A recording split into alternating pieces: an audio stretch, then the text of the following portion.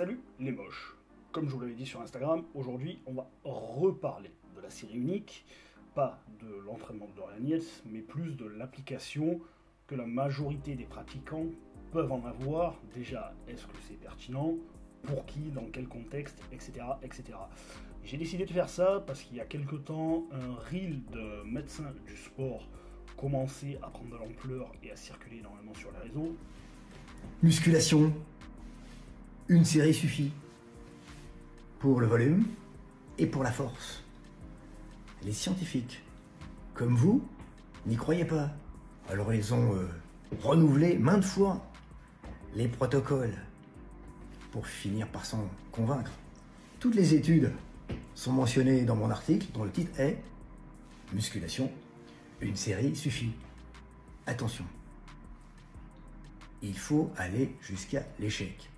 C'est la condition sine qua non. Alors, bien sûr, on tacle pas sur le physique. C'est difficile, je sais. On va éviter de tirer sur l'ambulance avec une arme atomique, parce que là c'est trop facile. Déjà, la première chose qui me dérange, c'est que c'est quelqu'un qui n'a pas réellement d'expérience dans tout ce qui est sport de force. Beaucoup dans les sports collectifs, notamment avec une équipe de hand, mais réellement dans le développement de l'hypertrophie pour l'hypertrophie ou de la force pour la force, en réalité, il n'y a pas de réelle expérience. Donc déjà, premier point qui me dérange. Et c'est le problème avec les gens qui ont un haut niveau d'études, donc là on a affaire à un médecin donc qui a bac plus 8, bac plus 9, voire peut-être plus, c'est l'argument d'autorité, ta gueule, je suis intelligent, j'ai un diplôme. Alors premièrement, non, t'as juste un gros cerveau, t'as été capable d'ingurgiter beaucoup d'informations et de les régurgiter à un instant T. Ça fait une grosse différence. Je pense que vous connaissez à me connaître, la théorie c'est bien, mais la pratique c'est quand même beaucoup mieux. Et ça va me permettre aussi de parler de la différence entre l'entraînement d'un débutant, d'un intermédiaire, d'un avancé et d'un très avancé.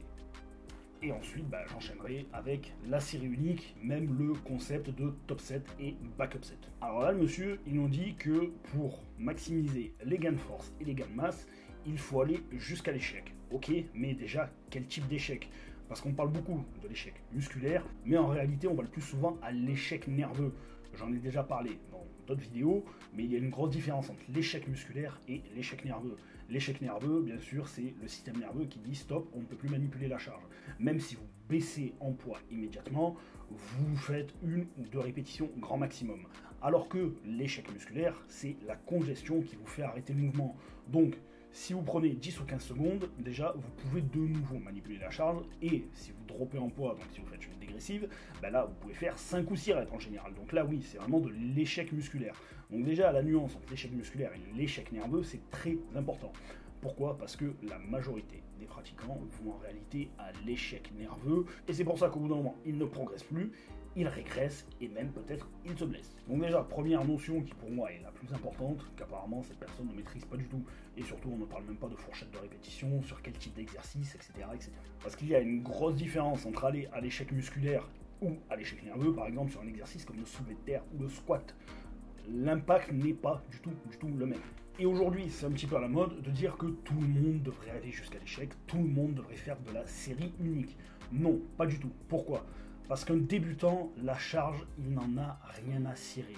Un débutant doit avoir du volume et de la fréquence. Pourquoi? Pour développer ce que les Américains appellent El Famoso Connexion cerveau-muscle, ce que j'appelle moi de la sensibilité musculaire. Vous devez apprendre à isoler chacun de vos muscles sur les mouvements d'isolation et aussi sur les mouvements polyarticulaires. Quand tu fais un développé couché, tu dois sentir tes pecs. Quand tu fais des tractions, du tirage vertical ou un rowing, tu vas sentir soit tout ce qui est grand rond, trapèze, deltoïde postérieur, ou bien grand dorsal. Ça dépend de ce que tu veux cibler, forcément la technique est différente. Et donc, les premiers mois, les premières années pour certains, ça dépend parce qu'on n'est pas tous logés à la même enseigne, il faut développer absolument cette sensibilité musculaire. Bien sûr, dès qu'on sent qu'on peut, il faut monter les poids, mais la surcharge progressive, monter son entraînement, etc., vraiment dans un premier temps, ça n'est absolument pas la priorité. Du moins, maintenant, en tant que coach, je vois les choses comme ça. Parce que quand on est jeune, on est con, forcément, je suis plus vieux, je suis toujours aussi con, voire même un peu plus, mais on veut absolument monter les poids. Pourquoi? Parce qu'on a de l'ego. Alors que non, pas du tout. Il vaut mieux éviter de monter trop en poids parce que sinon on va solliciter le système nerveux, ça n'est pas forcément une mauvaise chose. Mais si vous avez des prédispositions à être fort, vous allez devenir très fort mais vous n'allez pas développer votre masse musculaire. Et après, pour développer votre masse musculaire, ça sera beaucoup plus compliqué.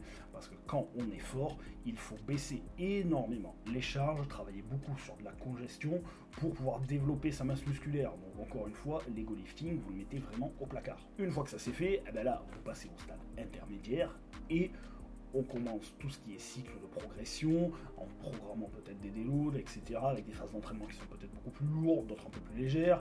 Enfin bref, ça dépend des pratiquants, ça dépend des coachs, ça dépend de comment vous réagissez. Il n'y a pas qu'une seule méthode pour arriver à l'hypertrophie. On veut vraiment de la progression sur les charges, sur les répétitions, sur les mensurations. Et là, vous allez encore continuer à vous chercher pendant des années. Pourquoi? Parce que vous allez évoluer sur vos microcycles. Vous allez peut-être passer d'un half body à un push-pull leg, même si je ne suis pas particulièrement friand du push-pull leg, ça peut être très intéressant pour certains. Après, vous allez peut-être passer sur du split, vous allez peut-être faire certains groupes musculaires beaucoup plus fréquemment, vous allez vous chercher pour trouver vraiment le programme optimal avec les exercices qui vous conviennent. Et là, ça va durer encore des années et des années. Vous allez même peut-être passer par une phase où vous allez devoir augmenter un peu le volume et après le réduire, jusqu'à devoir le réduire encore plus en passant sur quelque chose qui s'approche de la série unique, la fameuse technique donc top set, back up set. Donc vous vous échauffez, vous faites une montée en gamme sur votre premier exercice et vous savez à quelle charge bien sûr vous allez travailler. Vous donnez sur une charge donnée, sur un exercice, un nombre de répétitions à effectuer. Vous avez une fourchette en général, parce que selon votre forme du jour, ça change. Exemple, sur le développé couché, si vous savez que à 100 kg, vous faites entre 8 et 12 reps, eh ben, vous allez à fond sur cette fourchette de répétition. Et vous vous rapprochez de l'échec. Si vous allez jusqu'à l'échec, ça n'est pas grave, mais le but c'est de s'en rapprocher sans non plus y aller pour se préserver nerveusement. Mais vu que vous êtes allé très loin dans l'effort, vous ne pouvez plus reproduire cet effort. Donc c'est pour ça que vous avez la backup set, qui est une série plus légère, là où en général on enlève 20 à 30% de la charge qui a été utilisée pour la top set, et vous faites de nouveau une série. Et là c'est fini, vous vous êtes cramé sur votre premier exercice. Et après, vous continuez le reste de votre séance sous ce format-là. Alors moi personnellement, sur les exercices d'isolation, je préfère toujours faire du volume de manière classique, mais c'est vrai que sur la majorité de mes exercices polyarticulaires aujourd'hui, soit je suis sur uniquement de la top set ou de la top set backup set. C'est une technique que je me suis mis à utiliser très tard personnellement, mais j'aurais pu commencer à l'utiliser aux alentours de mes 15 ans de training, voire même peut-être un peu avant.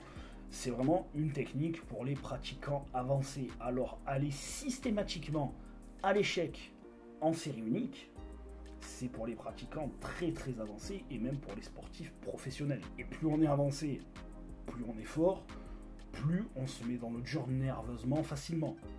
C'est pour ça que les pratiquants qui sont très avancés ont un volume d'entraînement réduit, pas beaucoup d'exercices, pas beaucoup de séries et pas beaucoup de fréquences d'entraînement. Pourquoi? Parce que premièrement, leur sensibilité musculaire est phénoménale, et deuxièmement, le stress nerveux et musculaire qu'ils sont capables d'infliger en une ou deux séries est énorme, donc ça demande beaucoup plus de temps de récupération, chose que ne peut pas faire un débutant. Et même quand on a atteint le stade de pratiquant avancé ou très avancé, il y a certaines personnes ou même certains groupes musculaires pour qui ça ne convient pas.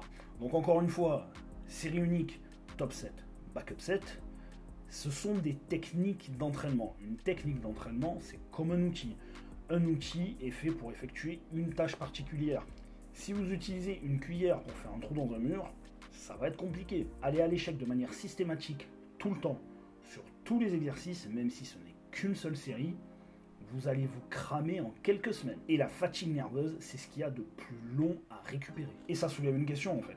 Qui écouter sur les réseaux? Écoutez des gens qui ont un passif, soit en tant qu'entraîneur dans la discipline qui vous intéresse, et qui ont du vécu, qui ont prouvé des choses, qui ont pratiqué. C'est encore mieux.